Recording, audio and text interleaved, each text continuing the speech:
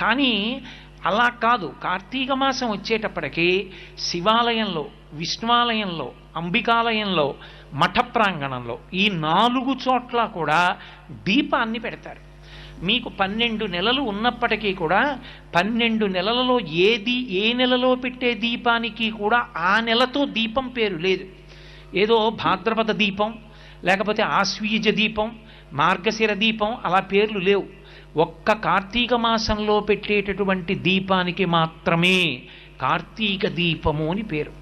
ఏమి ఆ నెలలో పెట్టిన దీపానికి అంత పేరు ఎందుకు రావాలి? ఆ ఒక్క నెలలోనే దీపానికి అంత ప్రాముఖ్యత ఎక్కడుంది? యథార్థానికి పూజలో ప్రారంభంలో ఒక అంగంగా మనం దీపం వెలిగిస్తాం. కానీ కేరళ రాష్ట్రంలో ఇప్పటికీ ఒక అలవాటు ఉంది. దీపం ఒక్కదాన్ని వెలిగించి దాని మీదకి అన్నపూర్ణని ఆవాహన చేసి పూజ చేస్తారు అక్కడ. కానీ మన